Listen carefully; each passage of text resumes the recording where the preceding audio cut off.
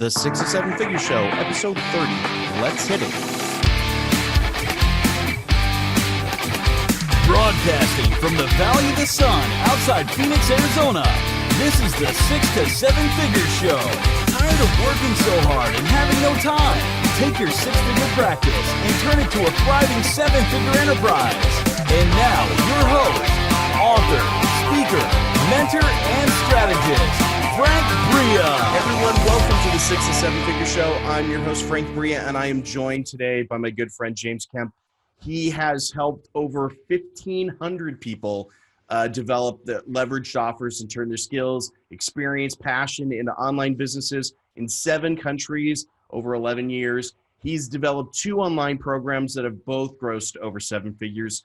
And the really cool thing is he lives with his family in Bali, Indonesia, and that experience has helped him build a couple wildly popular products, 2 of which have grossed over $1 million in sales, and just a really good, solid family guy. I love your pictures. You got your kids everywhere on your pictures, James.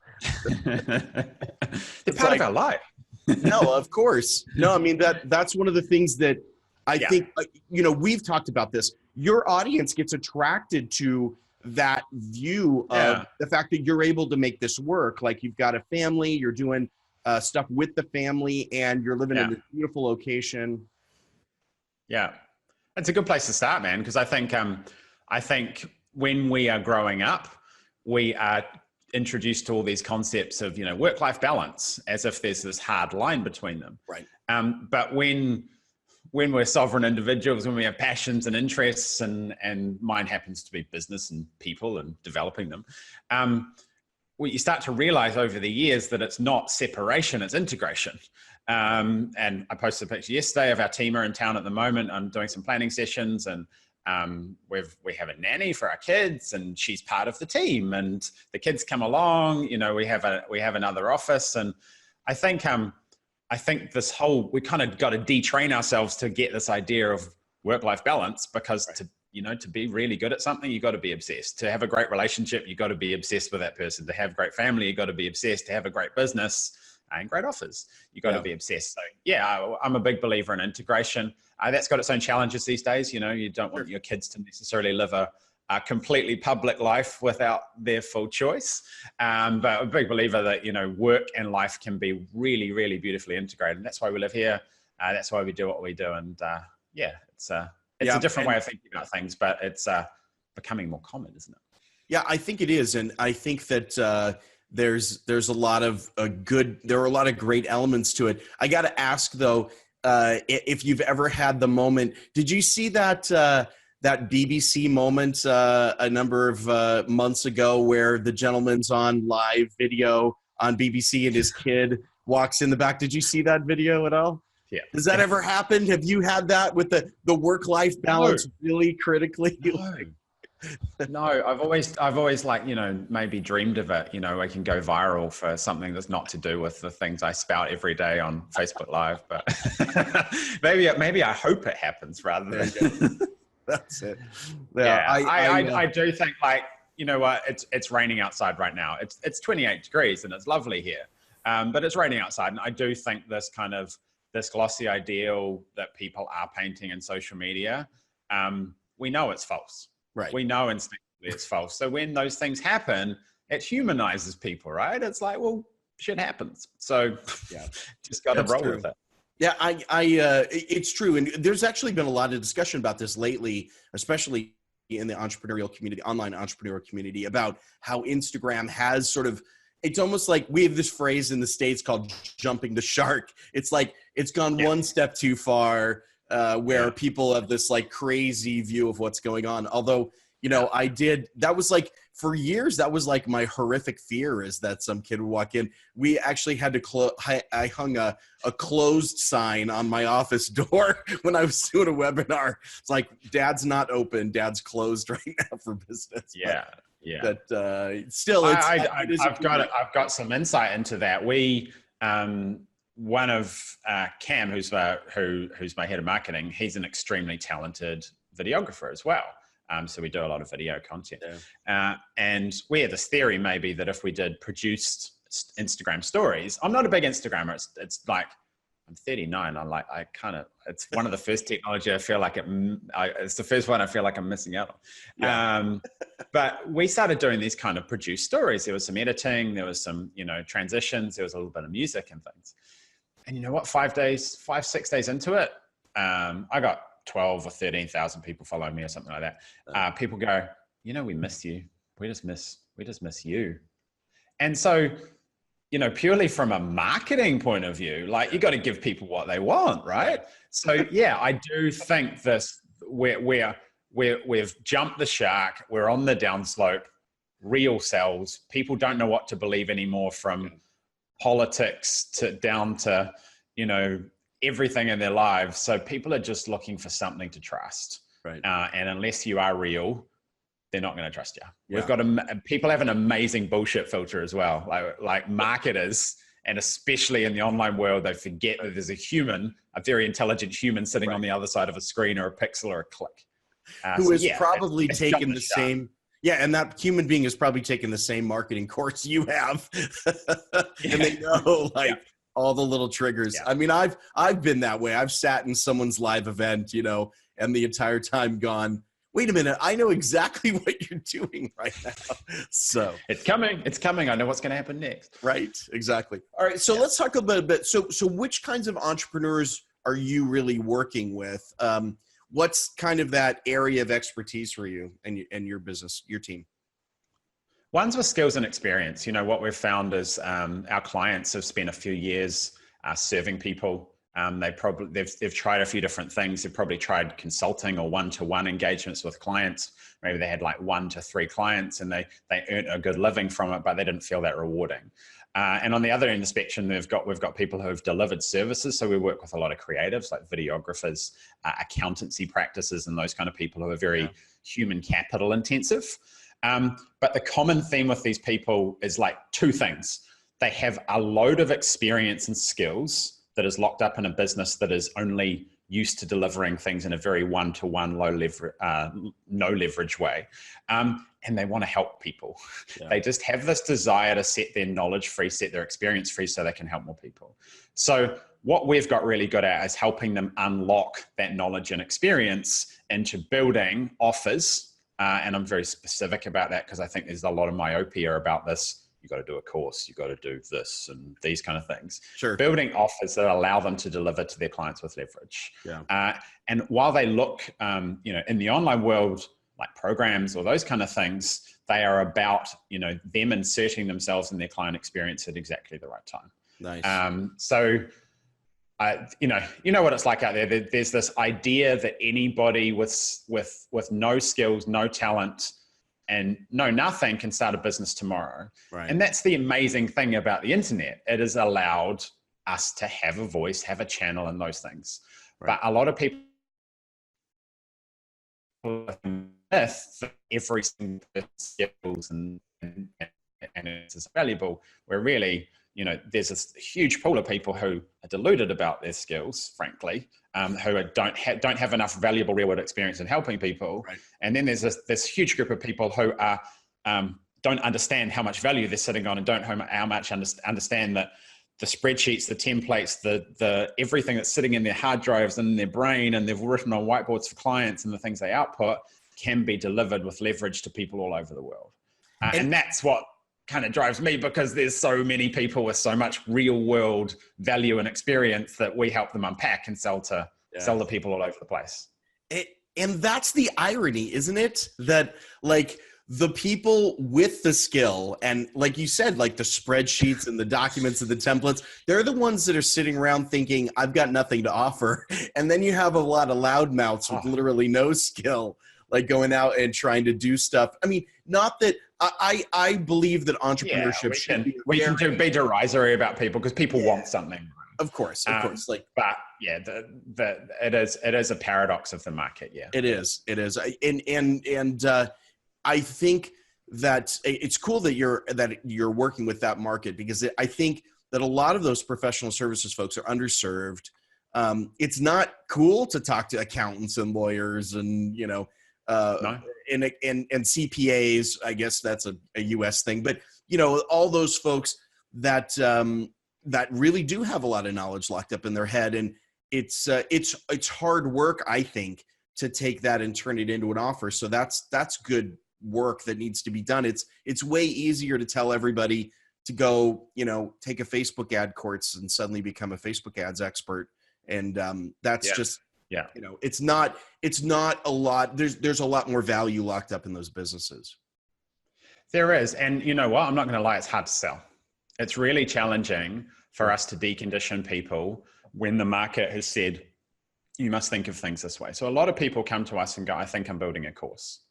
Or a lot of people come to us and say, I think I'm adding on services. Yeah. Or they come to us and say, I'm going to build a $5,000 group program. Yeah. And our first step is to decondition those people and say, all those things might be valid for you. One of these could be valid for maybe all of them over time, but let's understand how your skills, experience, and your desire, because personalities matter when you're working with clients, and your desire to serve, where to put you in that to do it. Do you want me to give you a couple of examples? Yeah, please. So I'll give you three. We've got a client who's in New Zealand, and he's delivered kind of cultural training to schools for the best part of 2 decades. So he goes into schools, teaches them minority and cultural acceptance within schools. So his client is kind of school principals, regional school boards, and the New Zealand government. He's used to delivering these things in person. Sure. And he's got the material. I mean, how much he's done, you've done your 10,000 hours after 20 years, right? Right. And delivering them in schools and other people delivering it. And they've got that real kind of value chain. He said, I want to build an online course. I was like, okay, cool. Because you got the material, it makes sense to do that. But when we actually kind of peel back the onion skin on that, so he's going to sell an online course for a few $100. Yeah. What he really wanted to do was educate the educators so they could educate other people. So very quickly, we've got an offer where we packaged up the same knowledge, the same skills, with an element of access to him for the educators, and then using leverage to distribute the course down to the students. So we've taken a few $100 offer and put it into a $10,000 offer. Right. Here's in rural New Zealand. Some of the places he teaches don't even have broadband connectivity. He just got a client in Arizona. So it's challenging. It takes some time, and we have resource and conversations that we allocate internally to do those things in terms of the client experience. But it's really important for us to scale things, because we know how powerful the internet can be once you let the genie out of the bottle, right? So getting that offer that's not only something that people want to buy, but actually right for this person to deliver and actually drives it forward is far more sustainable and far more powerful. That's great. I'll give you a high contrast example. Okay. 2 videographers. Some young guys, super talented, work with some amazing brands, big time brands. We're talking airlines, travel companies, those things. Super talented as videographers. And tried to get into the marketing thing, and it wasn't their game. It's storytelling, and also they star in some of their own videos, so they become the characters in their own kind of productions, really, right? Yeah. Young guys, mid-20s, they had this question of people coming towards them, of going, how did you guys get these massive brands? How did you get brand deals? And they were like, it's easy. But, everything's easy once you've gotten out. Once you crack the code. and then so there's people coming towards them and saying, how did you do this? I'm a creative. I've been on Instagram. I've been on YouTube. I'm making stuff. I'm just not getting paid for it. And I don't know much longer I can go. And then there's the factor of people like, how do you make videos? How do you do videos? How do you do good video? Videos are a big trend at the moment, and people are capitalizing on it. So they've got 2 different opportunities: teach people how to do the thing they're doing, or teach people how to do the thing they've done.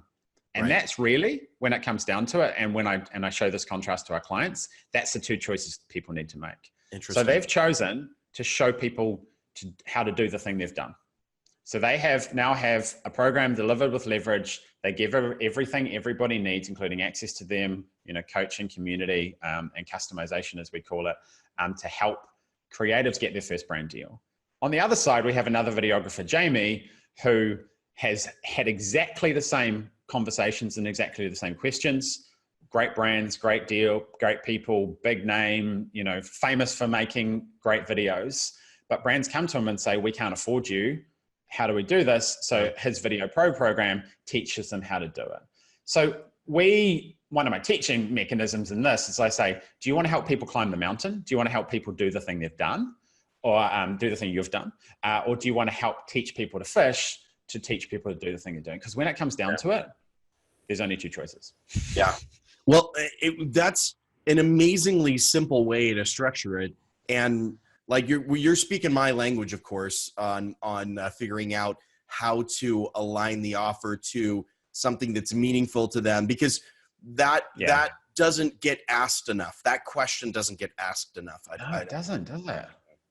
Why do you think that is? Why? Because this fascinates me, and it's a conversation we have all the time that, you know, because we have a lot of people coming to us who've done well they've been given a template to do something and they've made a lot of money out of it, but it's feeling a bit off. They did it for money and now they've got money and they were like, oh, it's kind of the thing. I really think that, I really think that most of business is about understanding that fine line between how much is templated and how much are core principles that you need to embody and then do. So many people are out there going, well, I created a course and it was amazing and I made tons of money.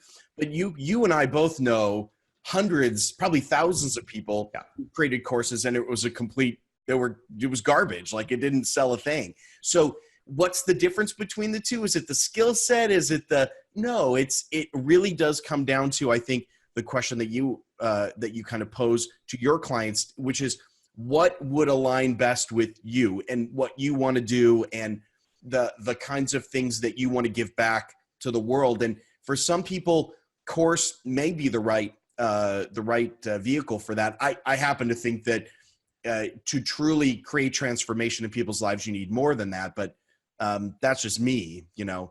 But I think that a lot of it is I followed a template. It took me so far. It wasn't good. You know, it's not the core principles. I don't really understand, you know, all the core principles on what's happening there. I think that's it. I think, you know, business, it comes down to understanding the core principles and then applying the principles rather than just a template. So, but that's just, that's what I think's happening. Yeah. So those were you got those three amazing examples of offers that you're helping people create who are typically in the service business. Do you mind walking us through your way of going through that process? What does your process look like for helping them out? So the very first process is understanding, you know, there's a lot of conversations about personal brand these days. Yeah. The core of market, you know, and what's your process and what do you stand for? You know, and once you have a framework to communicate to the market and you get out of this idea that it's just all about a coaching program or services or those things, it gives you a lot more options because you have a way to communicate those things. So the first step is always helping them unpack that existing knowledge and building into a framework and a methodology about how they orientate themselves towards the market to give them something to talk about. And then it's building an offer and asking those questions around there. You know, do you want massive levels of leverage, you know, completely hands off, or do you want something that's higher ticket, has a higher element of customization, whether it's through services or one-on-one or group coaching, and the process delivering that. So that enables our clients to really, you know, craft and hone offers from anywhere from a few $100s to hundreds of thousands of dollars once we get those distinctions. And the first thing our program is called the 2K code for a reason. What I have found repeatedly is the biggest thing that holds people back from doing something is the belief that they can actually do it themselves. So they need an objective marker to actually believe that they've got something good and they're happy to put themselves out there and talk about it and serve people. So we help them make their first $2,000. Nice. And many blow that out of the water with their very first client, and Sure. some of them, need 2 to 5 clients to kind of get there. Then we give them a problem, and the key thing of a client experience is you need to give your clients problems. We talked about this on our weekly coach yesterday with our clients, is that we need to give our clients a problem from scarcity to abundance. We need to give them a lot of sales and a lot of people to deliver to, so then they can focus on, okay, now I'm going to focus on delivery of quality of experience, quality of product, deliver to some clients, got some cash in the bank, and then we help them turn that into an evergreen proposition, build a funnel and do the traditional things so the calendar is filling up with people. Yes. So all along the way, we're essentially giving them the things they need at each particular stage to raise their confidence, taking them from really scarcity to abundance in a place of like, I need to believe that I can do this. And as soon as that strike payment hits, and as soon as that, you've got your friends cheering from the sidelines finally, because you're finally stepping out there, it's amazing what it does to people's belief about who they are and what they've done. Because many people just don't understand that the things they've got through their job, some of those terrible, terrible times we've all been through, the things they've been through, the fire with clients, the things that they do every single day have value. So when they can see this clear thing, and this is one of the challenges of this online world, that so many things are esoteric and ones and zeros and bits and bytes, when they can see this clear thing, that gives them confidence to move forward. Yeah. And it's transformational. I mean, I see that kind of transformation occurring all the time in everyone who can build a business. It's an amazing journey for them. All right. So kicking back off to I just want to dig in a little bit on what your message is, because you had said something earlier that I think is really interesting, which is, this is hard work. This is hard to sell. Yeah. So what do you find is the moment where people realize, hey, there's something else I could be doing here. There's another way to deliver services. How are you connecting? What are you finding that works? What's successful for you? It is super challenging because you need to give people a vision, and you need to paint a picture of what this can potentially look like, and actually insert those ideas into their mind, that the things they already have, they're sitting on, their network, their skills, their talents, and all those things have an intersection. Yeah. Often the clearest path to that is something around their framework and something about their methodology. So we have to do a lot of storytelling because we work with people in close to 40 industries. Unless people can get context, that they can't visualize what these things look like. So examples like, Jamie and Matt and Josh, the videographers and those things, draw a high contrast between people who are the same, but have deployed things in certain ways. Because I've got a lot of those stories where 2 accountants can approach things in a certain way, 2 consultants who are technically competition. There's no such thing, but we'll get onto that another day. Have approached things in different ways. So you have to give them a sense of belief and a sense of context by telling stories. My natural way of writing and copy, I've been doing videos, I've been writing, we looked the other day, I'd done 1,300 live streams on Facebook. I send a daily email to our subscribers and those things. My natural state is telling stories. And, I think there's, if people want to learn about how to codify these things, like Donald Miller's book is excellent at understanding how to frame up your clients as the hero of those stories.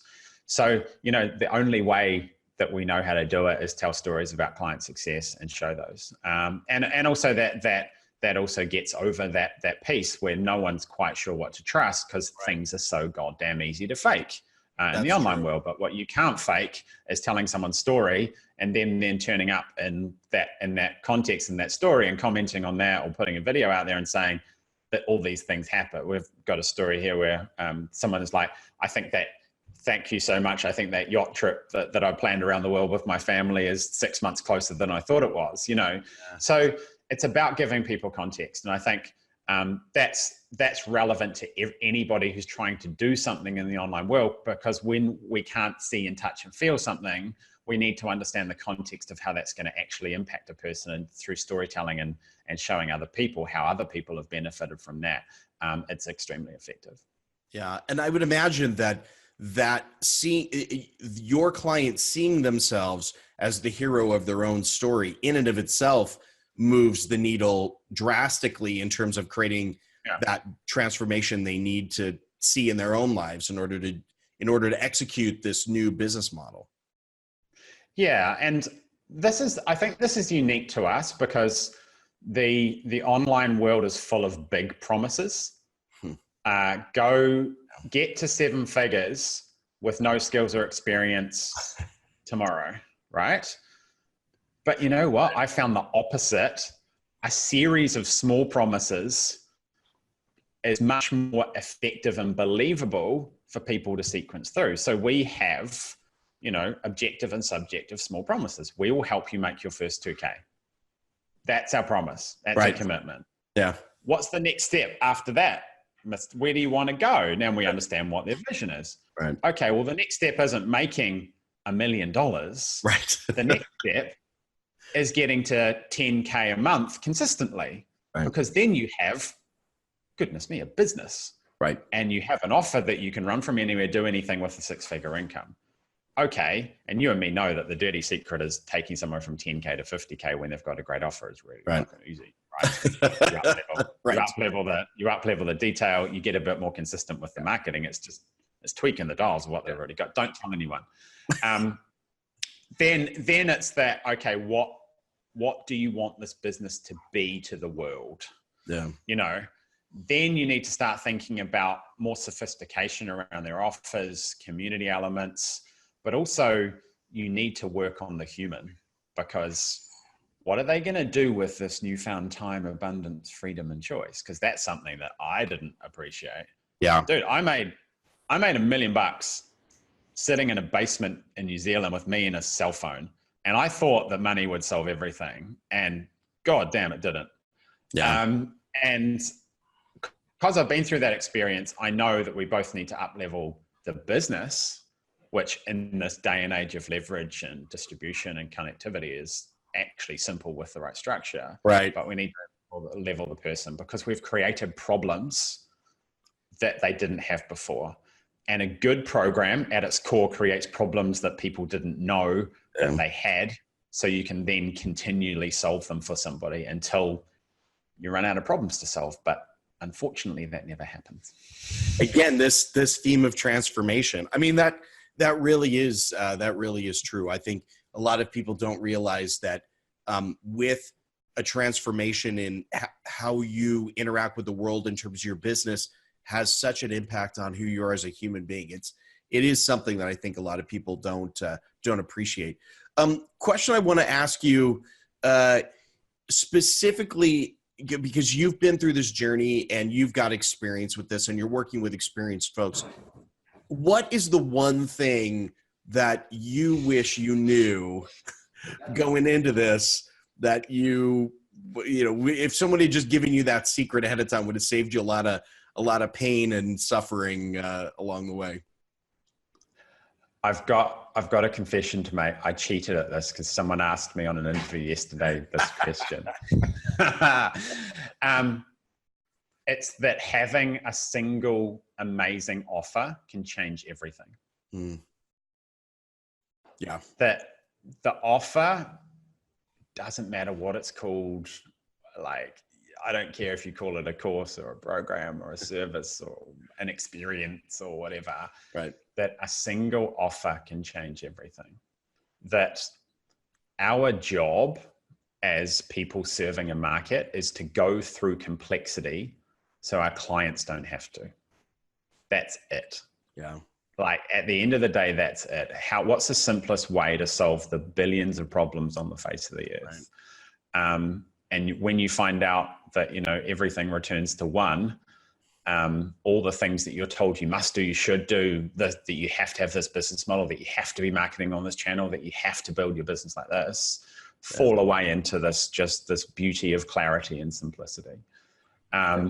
You know what? I haven't we need to memorialize this, because I haven't listened to my own advice enough over the years. Because you remember that very first offer I made. I helped e-commerce businesses grow using experience that I had in the e-commerce space. Right. And I went to build complexity, and then I built more stuff, and I did more offers, and I did more things in a quest to grow. Yeah.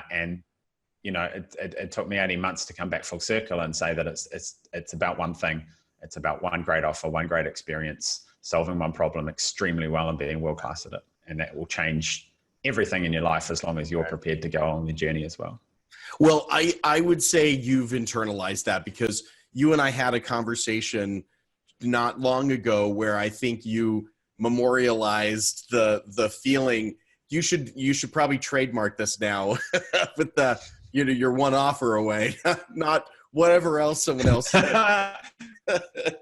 But so I think he's doing great work, but yeah, I think your one offer away is much more true than your one funnel away.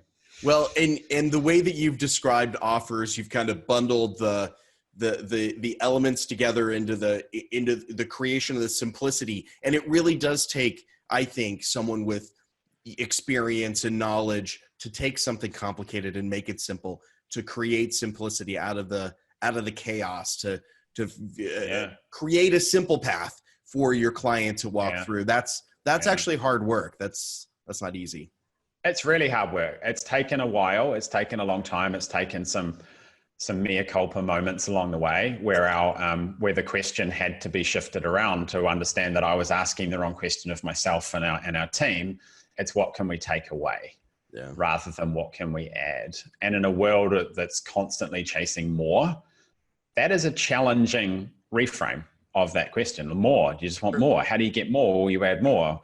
It's a flawed way of thinking that isn't really our fault to do it, but we've fallen into the trap of more is more. And it turns out those all chases. Yeah, that it is less is more. The more is more thing definitely is not that is, I think, a false principle. Well, James, I know you're a busy guy and we are out of time. Unfortunately, you and I could talk like this for hours, I'm sure. Because probably I'll see you next week then. Right, we'll just keep doing it. We'll just keep riffing. Exactly. But thanks so much for being with us. I really appreciate it. For those of the listeners who want to connect with you, what's the best way they can do that? Is there some way they can kind of kick off a conversation with you online? And okay, so if people want to connect with you, what's the best way to go about doing that? Facebook. It's where I have the most conversations. It's the most real me in the online space. Not Instagram. So they shouldn't go to Instagram. Not Instagram. I'm moving into being a selfie king, but I'm not quite there yet. Look me up on Facebook. I'm the guy who looks like he lives in a warm tropical country. So I'm not difficult to spot. Sleeves are overrated. Probably. I'm sure they are. They should be overrated for me too. Like we're today, just as we're recording this broadcast, I think we're over 110 degrees Fahrenheit, like into the mid 40s Celsius. So it's a little warm here too. So. We need more gun show, Frank. We need more gun show. There you go. I'll make sure to do that next time. Next time we do a call, I'll sport the tank top. James, thanks so much for spending time with us. I really appreciate it. Okay, brother. Always good to chat. Absolutely. And thank you so much for being with us today on this episode. We know that you're super busy. So if you're spending time with us, we're really honored that you've dedicated the time to listen to this. And thanks so much for hanging in. We will catch you on the next episode. All right. Take care. Bye-bye.